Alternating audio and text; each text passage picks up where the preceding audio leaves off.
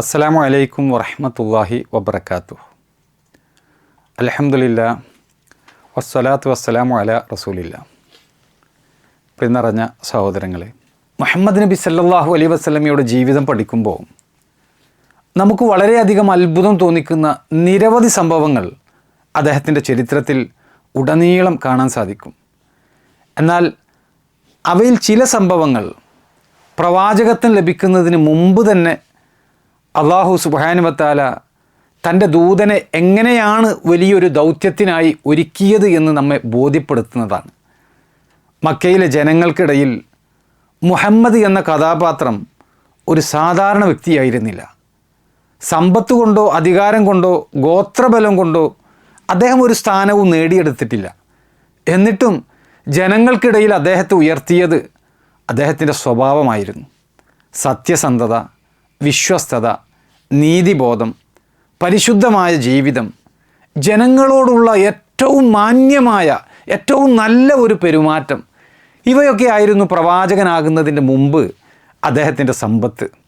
മക്കയിൽ അന്ന് ആർക്കെങ്കിലും ഒരു വസ്തു സുരക്ഷിതമായി സൂക്ഷിക്കേണ്ടി വന്നാൽ അത് മുഹമ്മദ് നബി സല്ലല്ലാഹു അലൈഹി വസല്ലമയായിരുന്നു അവർ ഏൽപ്പിച്ചിരുന്നത്.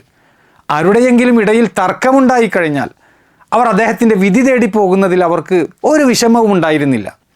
ഒരു പ്രശ്നത്തിൽ ആരാണ് ശരി ആരാണ് തെറ്റ് എന്നറിയാൻ കഴിയാതെ വന്നാൽ മുഹമ്മദ് എന്ന ചെറുപ്പക്കാരൻ ആ വിഷയത്തിൽ എന്താണ് പറയുന്നത് എന്ന് കേൾക്കാൻ എല്ലാവരും തയ്യാറായിരുന്നു. കാരണം അദ്ദേഹത്തിൻ്റെ സംസാരത്തിൽ നിന്ന് ഒരിക്കലും അനീതി പുറപ്പെടില്ല എന്ന് അവർക്കറിയാമായിരുന്നു.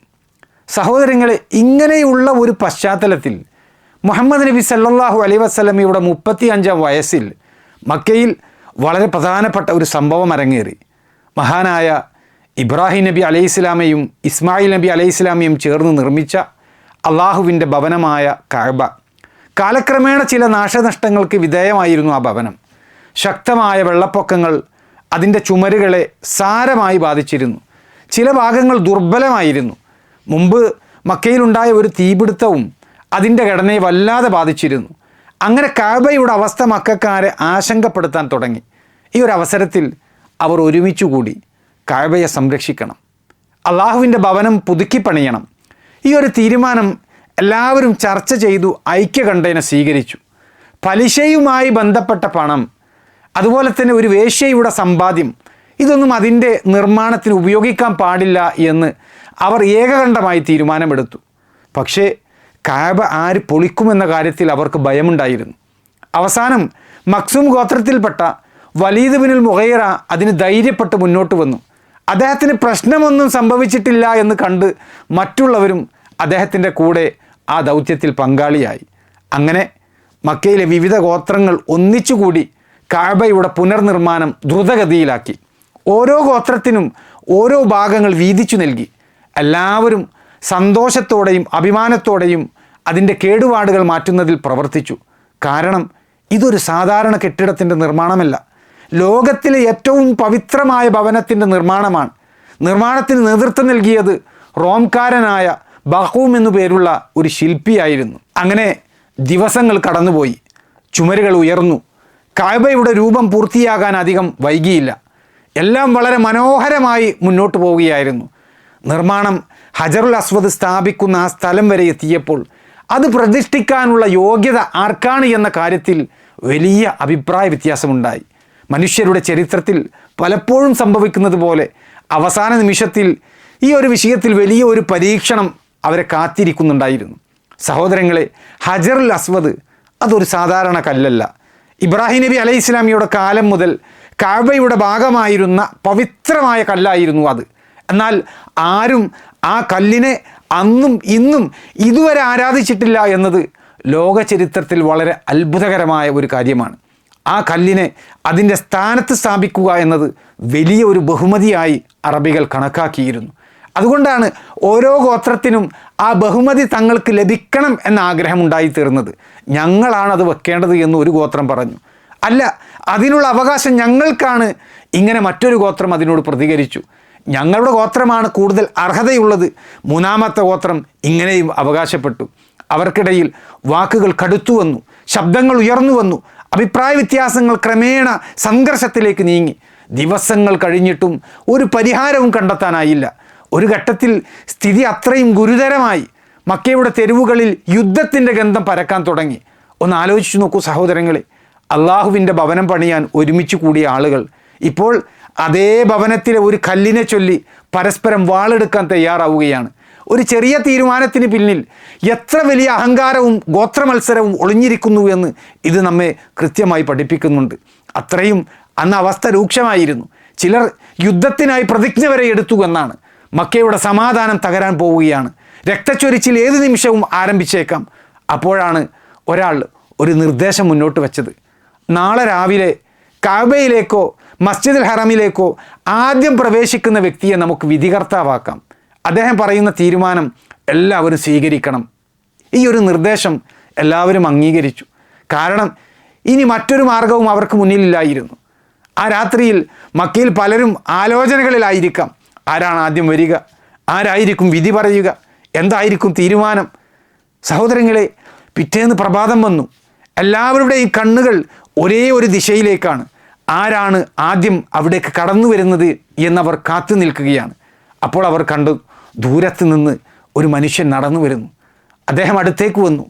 അദ്ദേഹത്തെ വ്യക്തമായി തിരിച്ചറിഞ്ഞ നിമിഷം ജനങ്ങളുടെ മുഖത്ത് സന്തോഷം വിരിഞ്ഞു. അവർ ആവേശത്തോടെ പറഞ്ഞു, അൽ അമീൻ, ഇതാ വിശ്വസ്തൻ വന്നിരിക്കുന്നു, മുഹമ്മദ്. അദ്ദേഹത്തിൻ്റെ വിധിയിൽ ഞങ്ങൾ സംതൃപ്തരാണ്. സഹോദരങ്ങളെ, നമ്മൾ മനസ്സിലാക്കണം, അപ്പോൾ മുഹമ്മദ് നബി സല്ലല്ലാഹു അലൈഹി വസല്ലം പ്രവാചകനായി നിയോഗിക്കപ്പെട്ടിരുന്നില്ല. അദ്ദേഹത്തിന് അള്ളാഹുവിൽ നിന്ന് പരിശുദ്ധ ഖുർആനിൻ്റെ വഹി ലഭിച്ചിരുന്നില്ല.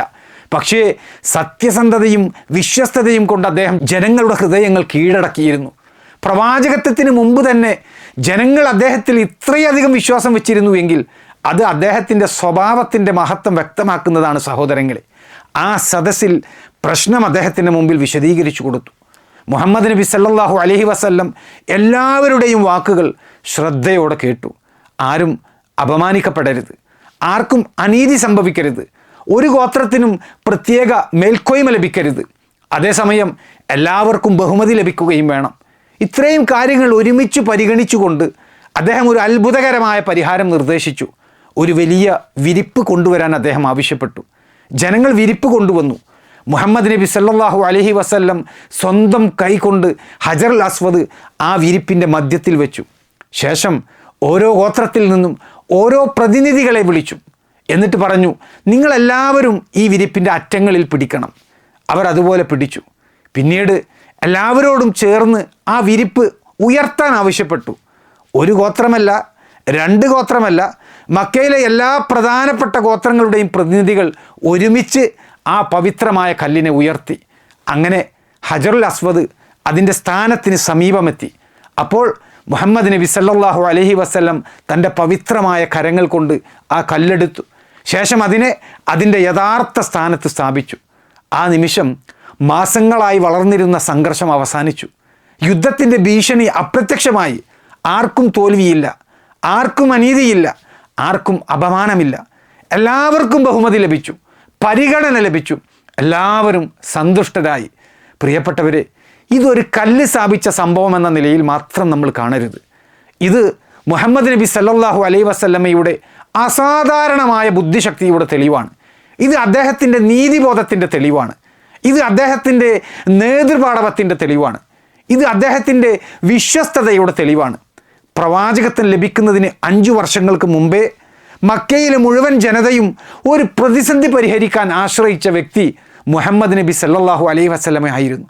അതുകൊണ്ട് തന്നെ പിന്നീട് അദ്ദേഹം അള്ളാഹുവിൻ്റെ ദൂതനാണ് എന്ന് പ്രഖ്യാപിച്ചപ്പോൾ അദ്ദേഹത്തിൻ്റെ ജീവിതം തന്നെ അദ്ദേഹത്തിൻ്റെ സത്യസന്ധതയ്ക്ക് ഏറ്റവും വലിയ സാക്ഷ്യമായി മാറി.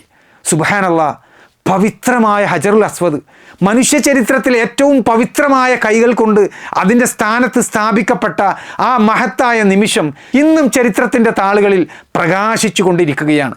ഇത് അള്ളാഹുവിൻ്റെ കൃത്യമായ ഒരു തീരുമാനത്തിൻ്റെ ഭാഗമായിരുന്നു എന്ന് മനസ്സിലാക്കാൻ വിശ്വാസികൾക്ക് ഏറെ പ്രയാസമൊന്നുമില്ല. അല്ലാഹുമ്മ സ്വല്ലി അലാ മുഹമ്മദിൻ വഅലാ ആലി മുഹമ്മദ് കമാ സ്വല്ലൈത അലാ ഇബ്രാഹിം വഅലാ ആലി ഇബ്രാഹിം ഇന്നക ഹമീദും മജീദ്. അല്ലാഹുമ്മ ബാരിക് അലാ മുഹമ്മദിൻ വഅലാ ആലി മുഹമ്മദ് കമാ ബാറക്ത അലാ ഇബ്രാഹിം വഅലാ ആലി ഇബ്രാഹിം ഇന്നക ഹമീദും മജീദ്. നൂറുൻ അലാ നൂർ نور على نور يهدي الله لنوره من يشاء